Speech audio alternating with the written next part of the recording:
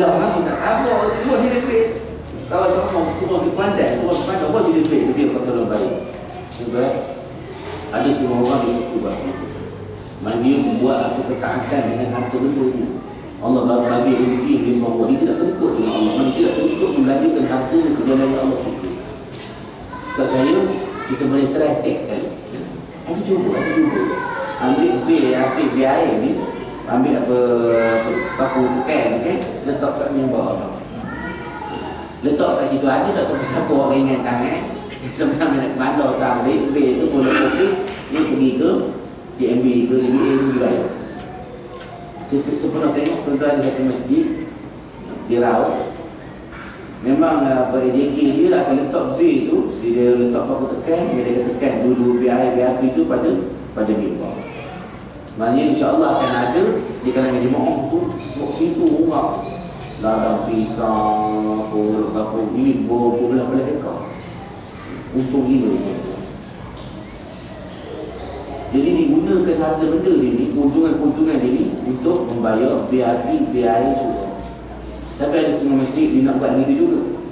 Dia buat begitu tuan-tuan 3-4 bulan tak ada orang apa ambil. Sampai ambil berapa jumlah pay tu hilang. Sudah ada orang ni, mana tak ada seorang apa yang nak menolong bayar. Jadi kita di sini ke biar BIP tu kita bayar. Tuan, kita bayar tak? Tuan-tuan kita buat usrah. Usrah bila? Usrah membayar bil. Kalau contoh bil bulan 1, 5 orang. Ni kalau kita 100 bil bulan tu, maka 5 orang ni akan keluar duit 20 orang. Mana bil untuk bulan ni usrah dibayar. Bil untuk bulan 2 orang dibayar. Dan kadang-kadang ada setengah-setengah masjid berkebut sampai berkelahi. Loh kakak awak sama, kau pun nak bayar juga. Kau pun nak buat pahala juga. Ini tuan-tuan yang manusia Malaysia. Tapi ada so bimbang. Ya, insya-Allah Tuhan akan beri rezeki kita. Ini orang yang boleh sanggup berkorban dengan RM2 betul-betul untuk program-program agama itu suka sangat. Kita nampak benda agama, kita buat penuhi. Semula lembu. Ada orang ke? Kadang-kadang kita suara di tuan kuasa amanah, ada semula lembu, boleh ke? Boleh belah lah. Esok kawal lah tugas semula ni, kawal lah tugas boleh belakang, kawal lah tugas bertinjang, tugas masak ni. Itu tugas menghidang, tugas basuh pinggan. Dia hak bercadang, dia lah hak tukang buat. Orang lain, pandai ke muka lah. Banyak buat idea lah, bagi tadi. Bagi lagi. Jadi masalah pun kalau bagi idea baik. Tapi kalau orang yang ada halal atau iman, dia sanggup berkorban tuan-tuan untuk kerja-kerja agama. Pantang tu ada cerita nak pergi untuk buat program agama di Mesina. Dan kalau terlepas daripada dia peluang untuk buat baik, untuk buat kebaikan dalam agama, dia akan rasa ayat. Contoh, kenapa lah tak tahu kau semalam, kenapa ada kerana di masjid. Kawan ada hamil, tapi kalau kau tahu tu kau tinggal di klinik. Mana dia rasa hangat, dia terlepas. Ini satu, apa benda-benda baik. Dengan macam Allah tu ya. Maka 3 perkara yang Nabi beritahu pada kita sebab kita seronok buat amal ibadat betul dalam Quran tadi. Ayatun Allah wa Rasuluhu ahabba ilaihi mimma siwa. Dan Allah dan Rasul jadi kekasih nombor 1 dalam hidup. Hari ini sebab apa? Saya ulang balik sebab apa tak seronok buat amal ibadat di sunnah Nabi sebab hanya Allah jadi Tuhan. Itu bukan apa di semayang masyarakat kamu ni ya Tuhan. Rokat kedua tak ada. Dia sibuk memilih ikan ketika semalam. Dia sibuk memilih apa, memilih sayur dekat Serai Jaya. Hati jiwa perasaan. Dia tak pergi mana dia bawa jiwa raga dia untuk berasa bahawa dia menyembah Allah. Tengok hari ni tuan-tuan, orang suka baca Facebook. Orang suka baca SMS makmur ni. Padahal SMS ni rengkat dia. Assalamualaikum, Assalamualaikum. Dan sistem sangat rengkat, masih rengkat. Betul pelat pula. Buat apa? Tak apa. Dah kan lo, makan lo. Kenapa? Kek goreng dia sedih putih. Kau tu kalau dihadap baca tulisan dia tak. Oh no. Dia ulang-ulang. Kalau kita zaman bercinta, zaman sekolah, zaman muda-muda dulu kan, zaman SMS. Ada SMS ni kita pakai surat pula. Dia kira orang jadi postman memang berani pula. Memang dia tunggu-tunggu.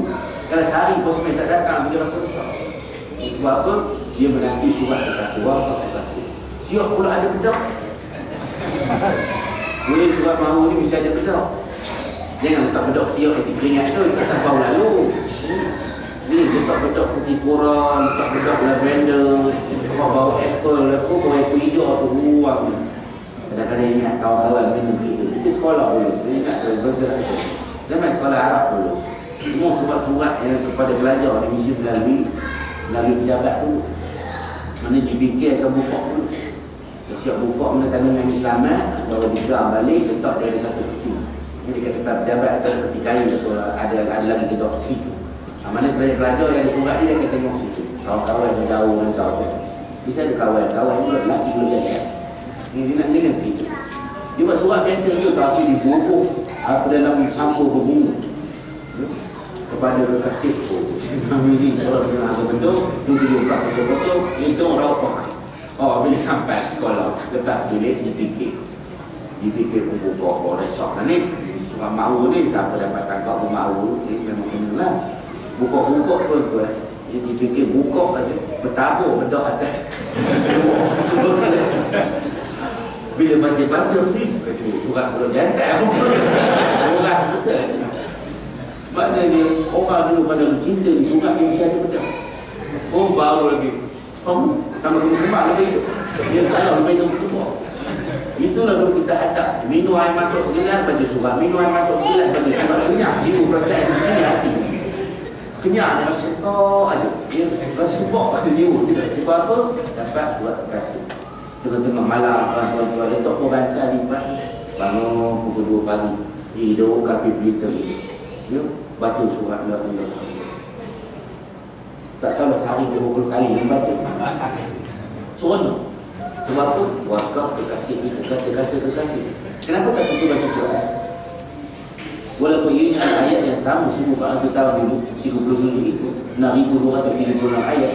Sebab Allah belum jadi kekasih. Allah akan jadi kekasih. Nah, kalau kita tukar Allah jadi kekasih kita, insya-Allah kita baca Quran ini seronok. Membaca ayat-ayat cinta kepadamu kekasih. Aku bertanya, apakah kau akan menerima aku kembali atau harus menghitung lagi segala jasa dan bakti?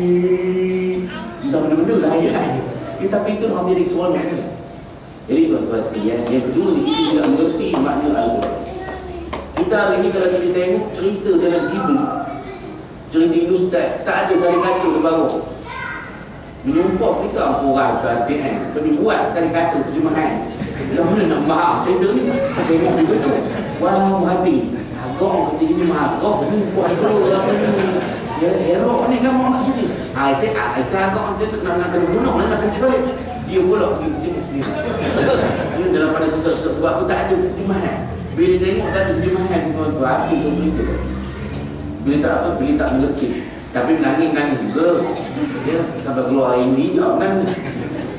Dan bagaimana kalau kita menengok cerita Cina ke, cerita dusta yang ada terjemahan sari kata tuan-tuan. Ya, kita kadang-kadang kita bawa jiwa dan perasaan kita ke dalam cerita. Ya, sampai kita menangis, sampai kita rasa gerak, kita rasa marah.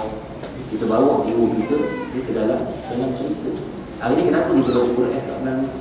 Kenapa kita baca Quran tidak ada rasa gerun dan gentar? Sebab kita dah bawa diri kita untuk mendalami makna, menghayati makna Al-Quran. Sebab kita tak kalau makna, kita tak kisah pada tafsir dan juga pengertian makna Al-Quran.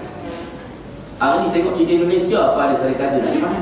Padahal bahasa Indonesia standard ni bukan kita faham. Lo bilang sama Ferdi, lo cinta sama Rama, mengerti? Kan? Tapi sudah ada terjemahan lagi. Ya, awak beritahu pada Ferdi, awak cinta pada Rama. Tak berapa faham? Mana terjemah lagi pada bahasa Melayu dah. Tapi terjemah lagi. Ya. Bagaimana tengok kita dengan kehidupan. Dan kita dengan kalau Allah berdua. Sebab itulah tuan-tuan kami tengok pada hari ini. Bila Al-Quran itu orang datang nak baca, dia akan banyak datang penyakit dari dia. Hati dia akan tak menjadi tak terang. Dia mula dengki orang, mudah nak marah. Sebab hari ini kita memulakan hidup kita setiap pagi dengan baca masalah. Kita baca surat khabar. Bukan di surat khabar dah. Bila baca surat khabar, muka depan. Ya. Siap letak gambar lagi, gambar besar. Mayat seorang bayi dibuang di atas